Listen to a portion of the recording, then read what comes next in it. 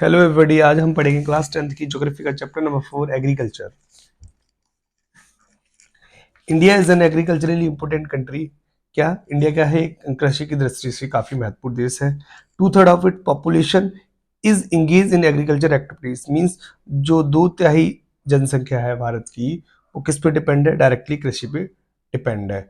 Agriculture is the primary activities which produce most of the food that we consume.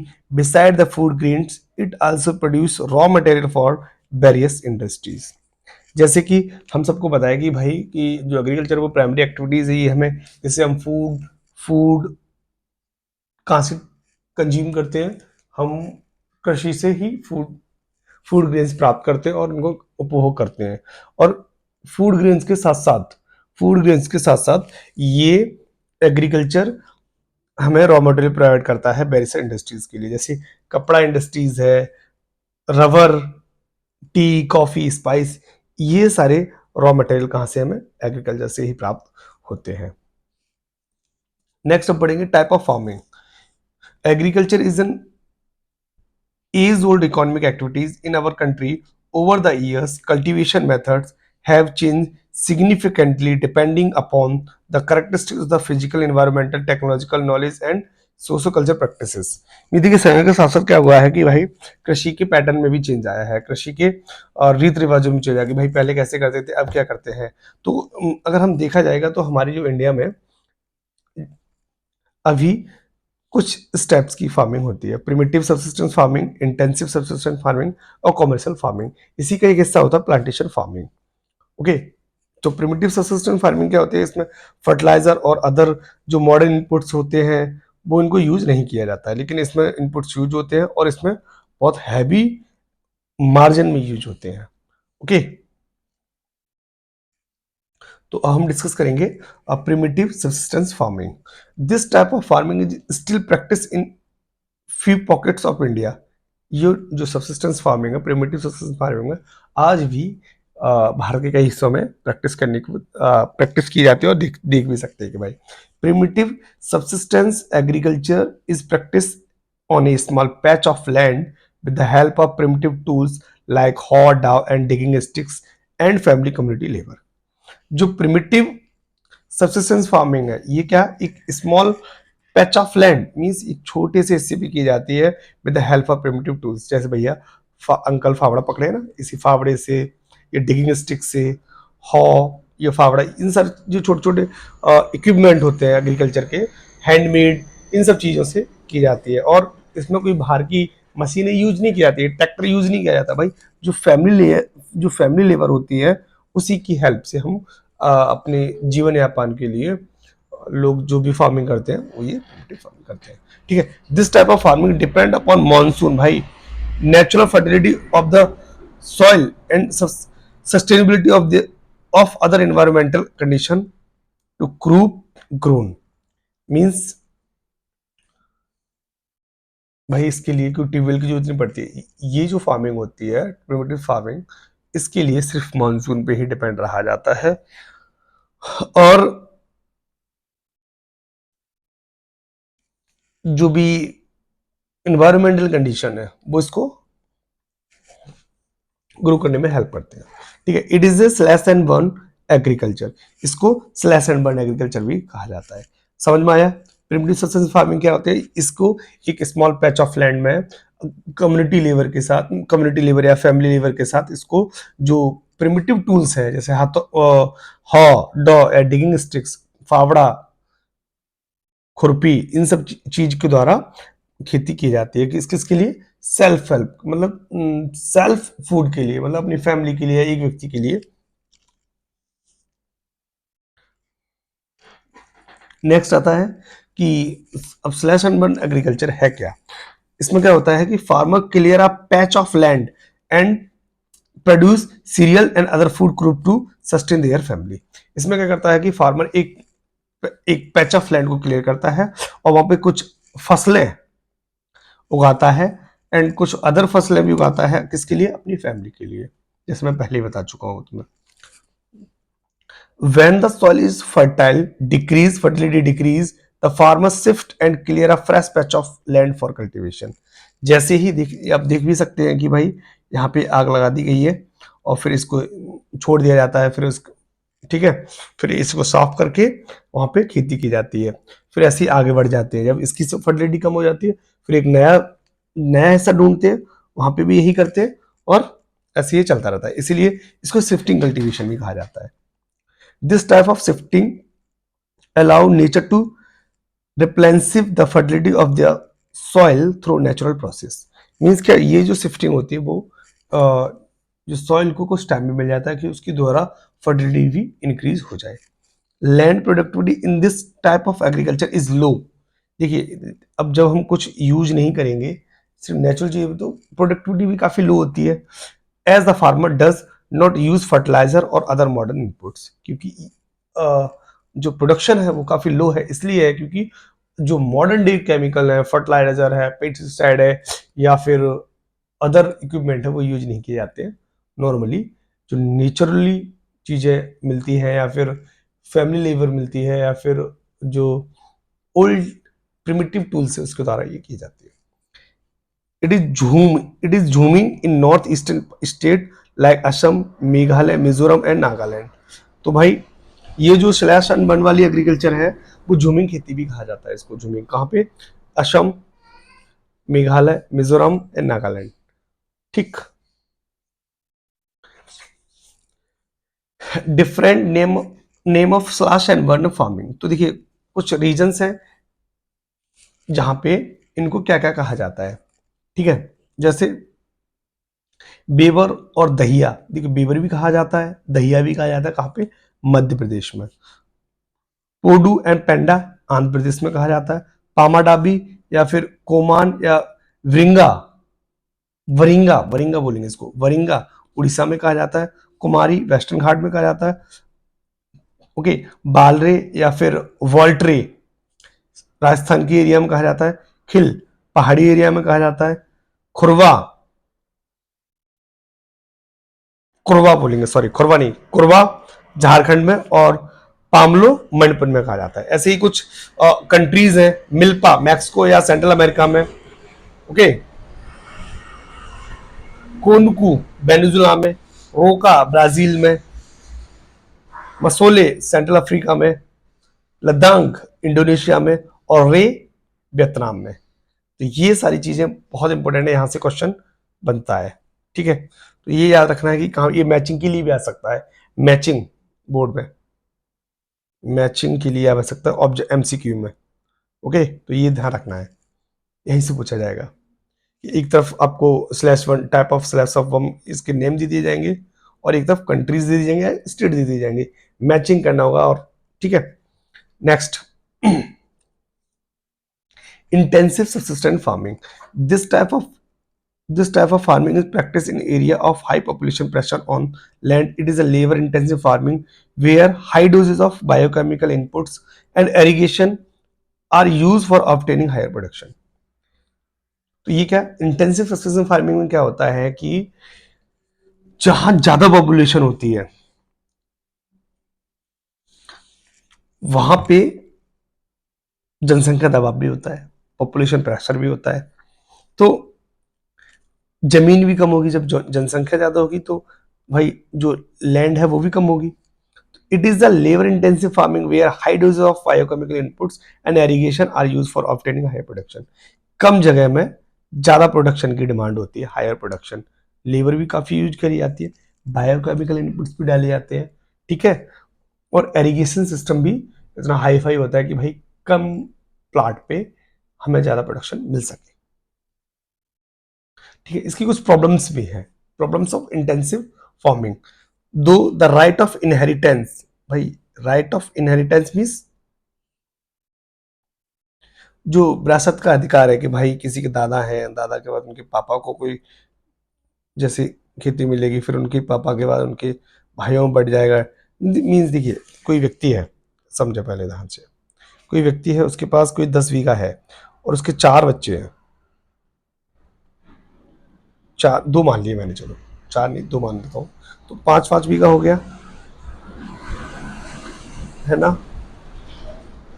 अब ऐसे ही अब इनके भी 2-2 बच्चे हो गए, तो फिर 2.5 बीघा हो गया, ठीक है ना। तो ये राइट ऑफ इनहेरिटेंस में ये जो लैंड डिवीजन है वो काफी पीढ़ी दर पीढ़ी काफी कम हो जाता है। लेकिन भाई आजीविका ना होने की वजह से, लिवलीहुड ना होने की वजह से फिर लोग डायरेक्टली कहाँ पे डिपेंड रहते हैं भाई, वो किस पे डिपेंड रहते हैं, एक अपने लिमिटेड लैंड पे ही डिपेंड रहते हैं, ठीक है, और उसी से कमाते खाते रहते हैं, ठीक। अब आता है कॉमर्शियल फार्मिंग।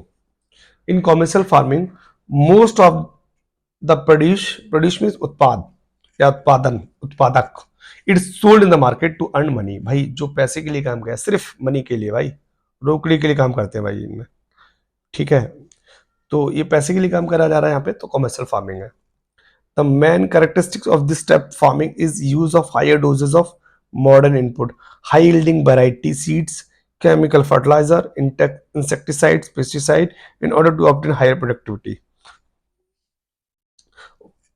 भाई HYV सीड्स यूज किए जाते हैं, केमिकल फर्टिलाइजर यूज किया जाता है, पेस्टिसाइड यूज किए जाते हैं, हैवी मशीनरी यूज की जाती है कॉमर्शियल फार्मिंग में।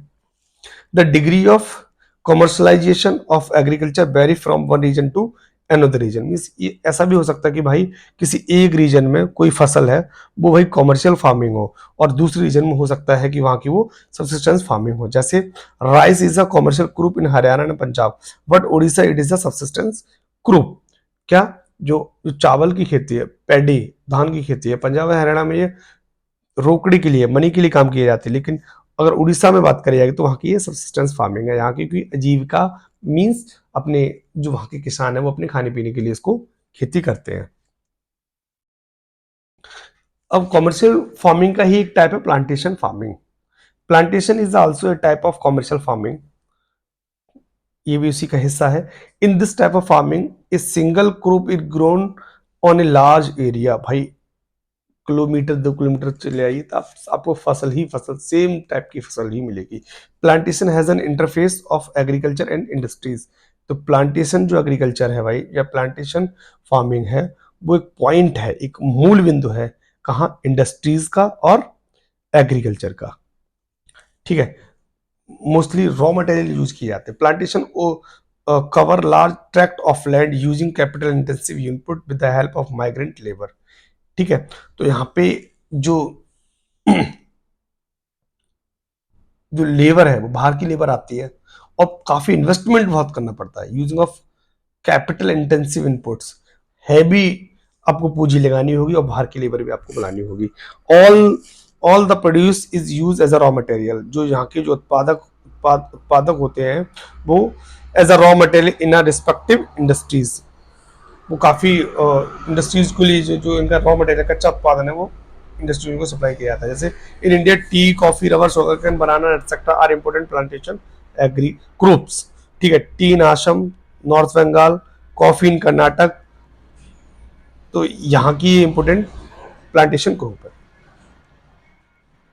अब tea plantation, sugarcane plantation, banana plantation, coffee plantation, rubber plantation, ये सारी क्रॉप्स कौन सी है, क्रॉप प्लांटेशन, ठीक है, प्लांटेशन फार्मिंग है।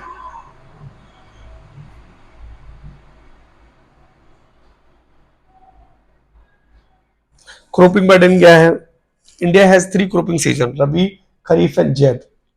रबी रबी crops are sown in winter from October to December and harvested in summer from April to June, shown बोया जाना, ठीक है।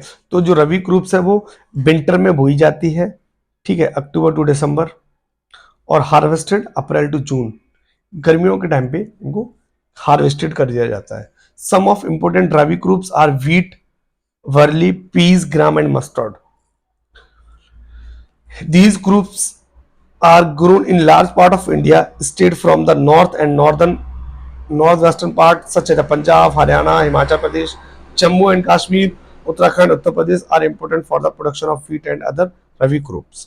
ठीक है, हमें ये याद रखना है इसमें से कि रबी क्रॉप्स है क्या, wheat, barley, peas, gram and mustard, ये याद रखना है कि ये क्या है, रबी क्रॉप्स है। Availability of precipitation during winter month due to the western temperate cyclones help in the success of these groups। Means क्या, आपने देखा होगा कि जो सर्दियों के टाइम पे दिसंबर जनवरी में बरसात होती है, जैसे पक्षियों जिसको बोलते हैं, वो इनके लिए बहुत ज़्यादा बेनिफिशियल होती है। इनकी जो गुणवत्ता है, जो क्वालिटी है इस ग्रुप्स की, वो बढ़ा देती है वो वाली बारिश। नेक्स्ट है खरीफ। खरीफ groups are grown with the onset of monsoon in different part of the country and these are harvested in the September October। Monsoon के साथ ये वाली फसल बोई जाती है खरीफ ग्रुप्स, और सितंबर अक्टूबर में इसको हार्वेस्टेड कर लिया जाता है। Important group grown during the season paddy. जो खरीफ ग्रुप कौन कौन सी है? पैडी, माई, ज्वार, बाजरा, तुर, मूंग, उड़द, जितनी भी दालें हैं, cotton, jute, groundnut and soybean. Some of the most important rice grouping regions are Assam, West Bengal, coastal region of Odisha, Andhra Pradesh, Telangana, Tamil Nadu, Kerala and Maharashtra along with Uttar Pradesh and Bihar। तो इन regions में जो rice का काफी ज्यादा production होता है। In state like Assam, West Bengal and Orissa 3 groups of paddy are grown. ठीक है, इन राज्यों में 3 टाइप का एक वैरायटी बोल सकते हैं, group 3 type of group paddy are grown.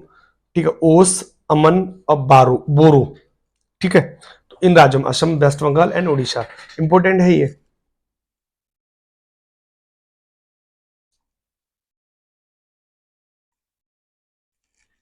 अब आता zaid. In between the rabi and kharif season there is a short season during the summer month known as a Zaid.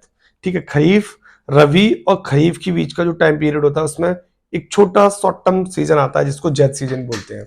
इनमें जो जो क्रोप्स होती है वो watermelon, muskmelon, cucumber, vegetable and fodder crops. ठीक है, वो इसमें उगा ली जाती है। Sugarcane is planted in the season, in this season but take almost year to grow. अगर हम बात करें शुगर कैन कब ग्रो किया जाता है? जैद के सीजन में ग्रो किया जाता है और पूरी साल चलता रहता है ये। अब आया major crops. A variety of food and non-food crop are grown in different part of the country depending upon the variation in the soil, climate and cultivation practices। Major crop grown in India are rice, wheat, millets, pulses, tea, coffee, sugarcane, oilseed, cotton and jute, etc। Major crops, प्रमुख फसलें अब India की देखेंगे कि क्या है भाई कि टाइम। देखिए, इंडिया में कोई ऐसा तो है नहीं कि भाई सॉइल एक ही टाइप की आपको मिले, क्योंकि हम पहले चैप्टर में देख चुके हैं कि soil, different type of soils. ठीक है, क्लाइमेट भी आपको सेम नहीं मिलेगा। ठीक है ना, तो भाई अलग अलग सॉइल है तो अलग अलग प्रैक्टिस सीजन है ना, और डिफरेंट टाइप की ही वहां पे आप फसलें की जाती हैं। लेकिन कुछ प्रमुख फसलें यही है, राइस, व्हीट और millets, pulses, T, coffee, sugar cane and oilseed cotton. तो सबसे पहले पढ़ेंगे हम राइस को। India is the second largest producer of rice in the world after China. China के बाद इंडिया क्या है? सेकंड लार्जेस्ट प्रोड्यूसर है किसका? राइस का। It is a kharif group, ये आपको पहले बता दिया है, खरीफ ग्रुप है। इसको which require high temperature 25 degree Celsius, इससे ज्यादा का टेम्परेचर इसको चाहिए, 25 डिग्री सेल्सियस से ज्यादा ऊपर। ठीक है, and high humidity with annual rainfall above 100 centimeter। Rice is grown in the plain of the north and northeast India, coastal area and deltic region। ठीक है, मेनली प्लेन्स एरिया में ही इसको ग्रो किया जाता है, उगाया जाता है। Development of dense network of canal irrigation and tubewells have made it possible to grow rice in area of less rainfall such as Punjab, Haryana and western Uttar Pradesh and part of Rajasthan। ठीक है, अब तो देखिए irrigation system इतना बढ़िया हो गया है, ट्यूबवेल्स काफी हैं, तो इसकी वजह से ऐसी जगह में भी अभी उगा ली जाती है जहाँ पे बारिश काफी कम हो, वहां भी उगा ली जाती है। ठीक, अब ये मैप देखेंगे क्योंकि ये एनसीईआरटी में दिया है कि मेजर एरिया कौन से हैं।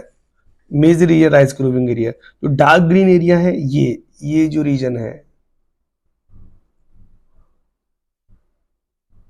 कि ये जो रीजन है, ये पूरा रीजन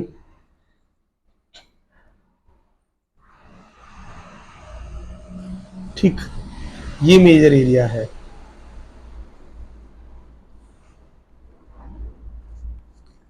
माइनर एरिया भाई ये है।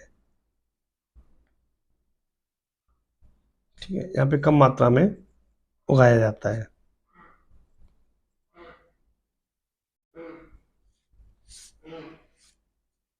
ओके,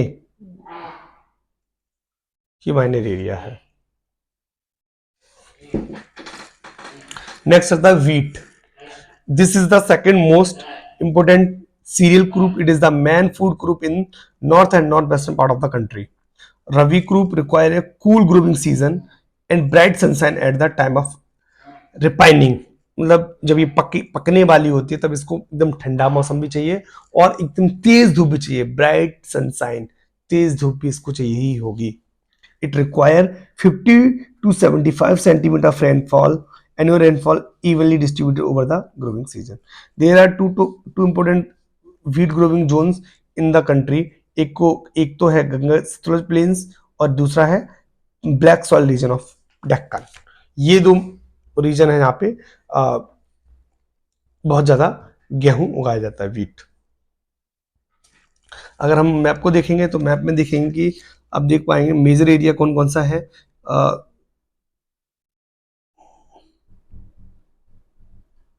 ये जो रीजन है ये गंगा गंगा और सतलुज का मैदान, ठीक है। तो ये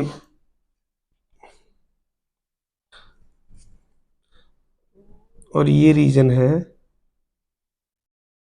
ये रीजन, ये माइनर रीजन है और ये मेजर रीजन है, ठीक। तो कम से कम मैप पे जब भी ध्यान रखना।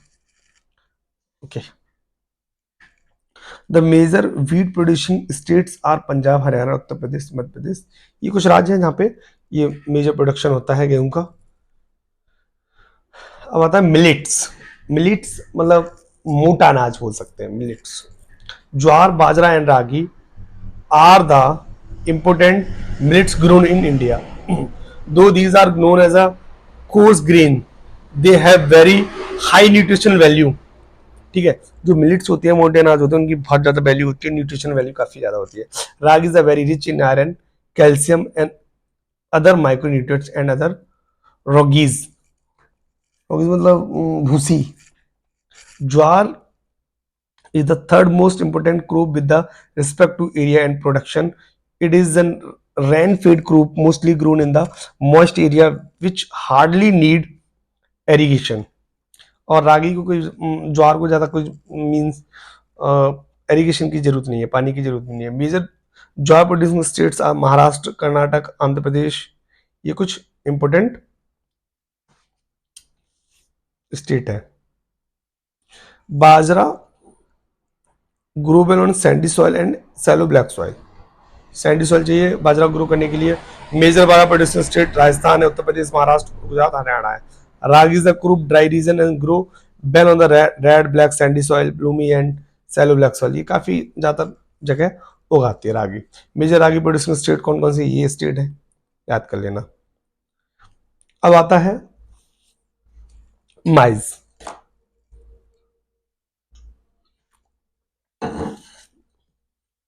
It is a crop which use both as a food and fodder. Fodder means चारा।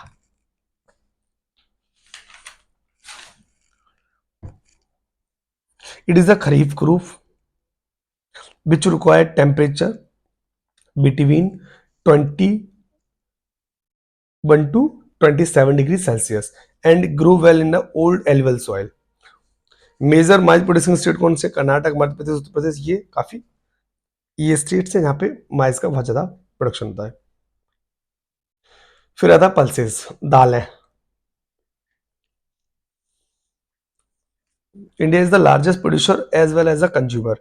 भैया हम जो इंडियंस हैं दाल को उगाते भी ज्यादा हैं और खाते भी ज्यादा हैं।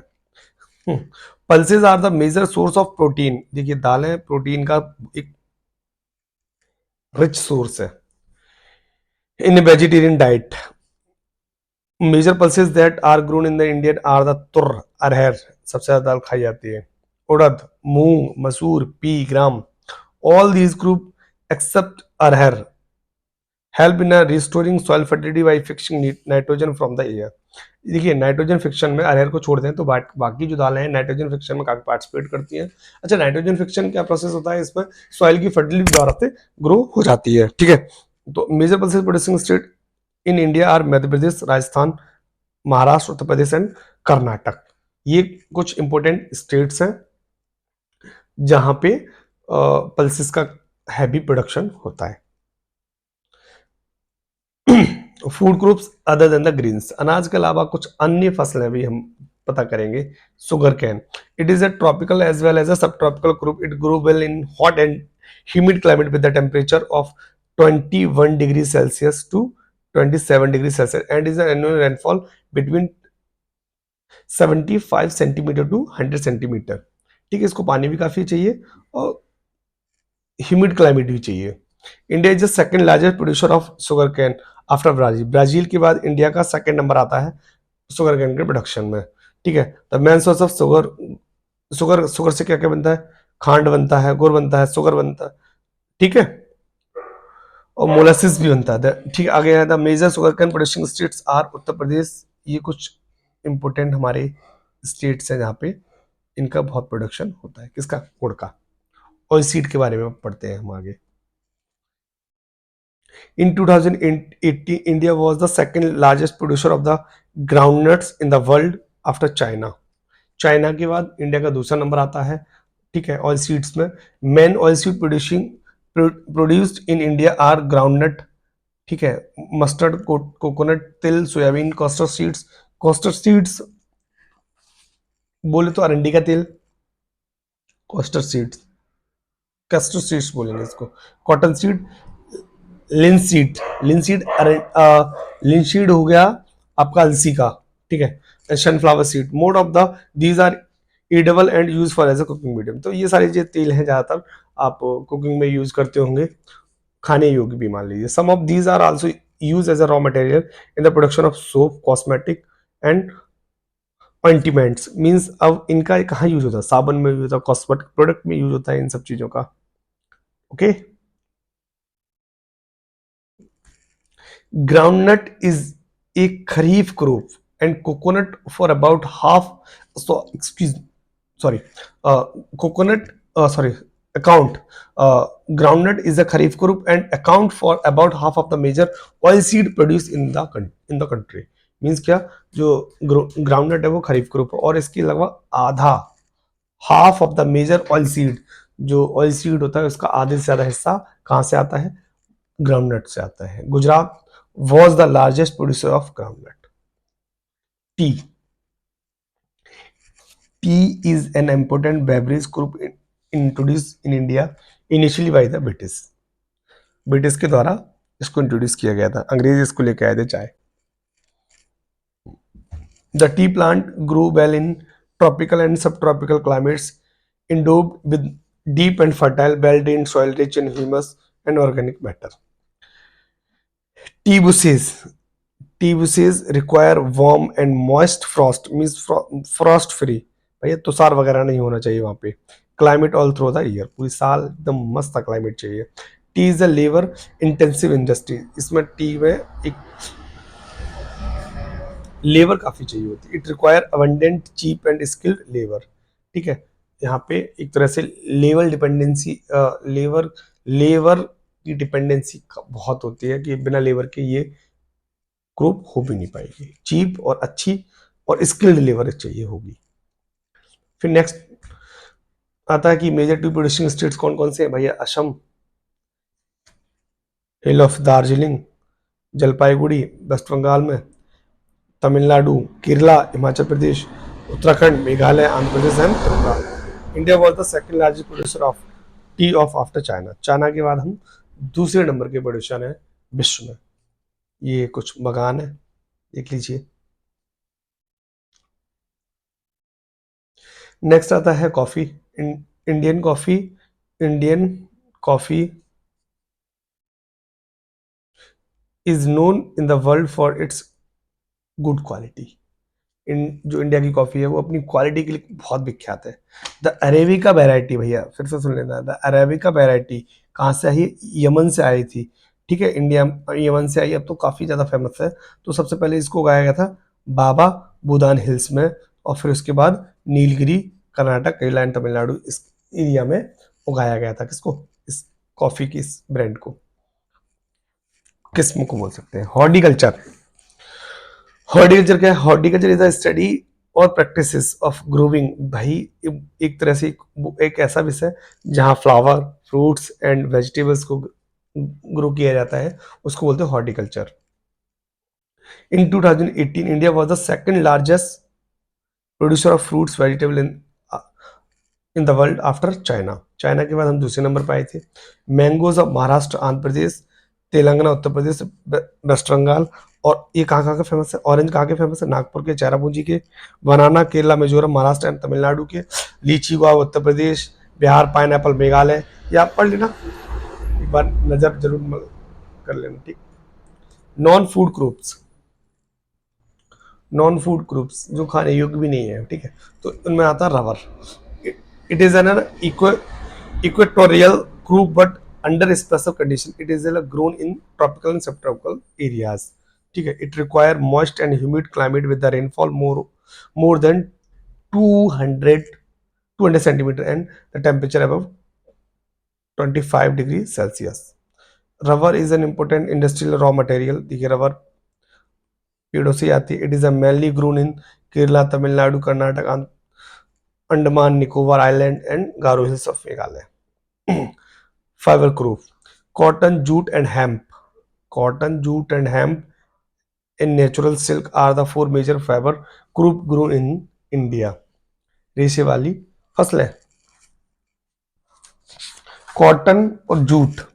कॉटन और jute hemp are derive from the crop grown in the soil. इनको हम उगाते हैं, लेकिन सिल्क को नहीं उगाते ना। Silk is obtain from the cocoons of the silkworm feed on green leaves, specially mulberry. तो ये दिख रहे हैं, है ना, कैसे किससे सिल्क आता है। Rearing of the silkworm for the production of silk fibre is known as a sericulture. क्या भाई, इनका पालन पोषण करना सेरिकल्चर कहलाता है। इनका पालन पोषण, इनके एकदम मस्त तरीके से रखो इनको, राजाओं बना के, ठीक है। फिर नेक्स्ट आता है cotton. It is believe it is believe to be the original home of cotton plant. ये माना जाता है कि भाई हम तो कॉटन जो प्लांट है वो सिंधु घाटी सभ्यता से भी उगा रहे हैं कॉटन को। Cotton is one of the main raw material for the cotton textile industries, ठीक है। तो ये तो पता ही है। In 2017 India was second largest producer of cotton after China. तो कॉटन ग्रो इन बेल डेरी part of the black cotton soil of the Deccan plateau, ठीक है। इनकी सॉइल के लिए ब्लैक सॉइल चाहिए। It is a kharif crop required 6 to 8 months to mature, ठीक। मेजर प्रोड्यूसिंग स्टेट्स कौन? महाराष्ट्र, गुजरात, मध्य प्रदेश, ये सारी राज्य क्या है, कॉटन प्रोड्यूसिंग स्टेट्स है। फिर आता है jute. It is known as a golden fibre. Which crop is known as a golden fibre? Jute. Simply answer jute कर देना है। जूट ग्रुप है on a well drained fertile soil on the flood plain flood plain where soil are renew every year. West Bengal, Bihar, Assam, Orissa, Meghalaya are the major jute producing states. Okay, तो ये सब study कर लेना, पढ़ लेना, समझ लेना। ओके, फुल एक्सप्लेनेशन है। नेक्स्ट है technology and industrial reforms. collectivization and consolidation of holding corporation and abolition of jamidari etc were given priority to bring about institutional reform in the country after independence। देखिए, आज़ादी के बाद जो हमारे देश में जो जमींदारी प्रथा थी वो बिल्कुल खत्म कर दी गई और कुछ रिफॉर्म्स करे गए। The green revolution based on the use of package technologically and white revolution where were, was some of the strategy initiated to improve the lot of Indian agriculture। शुरुआती दौर में जो ग्रीन रेवोल्यूशन में काफी सुधार किया गया, ठीक है। In in the 1980s In 1990s, a comprehensive land development program was initiated initiated which include both institutional and technology reforms. देखिए सरकार ने काफ़ी रिफॉर्म्स किए हमारी एग्रीकल्चर को बढ़ाने के लिए। क्या? क्रॉप इंश्योरेंस शुरू किया, फसल बीमा शुरू किया, जल जाए या फिर कीड़े लग जाए, है ना, इन बीमा देना शुरू किया। Establishment of Gramin bank, cooperative society, banks for providing loan to farmer at a lower rate. भैया किसानों को लोन प्रोवाइड करने के लिए ग्रामीण बैंकों की स्थापना करी, सहकारी समितियों की स्थापना करी, जिससे कि वो अपने इक्विपमेंट वगैरह आराम से खरीद लें। फिर एक बहुत जबरदस्त स्कीम थी जिसे क्या बोलते हैं, किसान क्रेडिट कार्ड। इसके क्या बोलते हैं, किसान क्रेडिट कार्ड, आम भाषा में केसीसी कहा जाता है। ठीक है, पर्सनल एक्सीडेंट इंश्योरेंस स्कीम। ठीक है, तो ये कब कुछ इंट्रोड्यूस किए गए गवर्नमेंट के द्वारा। स्पेशल वेदर बुलेटिन, ठीक है, टीवी पे भी आप देख रहे होंगे और रेडियो पे भी सुनते होंगे। The government also announcing minimum support price, MSP, आजकल आप सुनते भी होंगे ये वर्ड। एमएसपी भी फिक्स किया गया कि भाई इतने से कम पैसे में ये फसल नहीं खरीदी जाएगी। तो ये थी इस चैप्टर की फुल एक्सप्लेनेशन। कुछ इंपॉर्टेंट टॉपिक थे तो उनको आप प्रॉपर तरीके से याद कर लें, जैसे टाइप ऑफ फार्मिंग और slash different name of slash and farming. ठीक है, कौन कौन सी खरीफ ग्रुप्स हैं, कौन सी रबी ग्रुप्स हैं। तो ये आज का लेक्चर था, उम्मीद करता हूँ कि समझ में आया होगा। जय हिंद।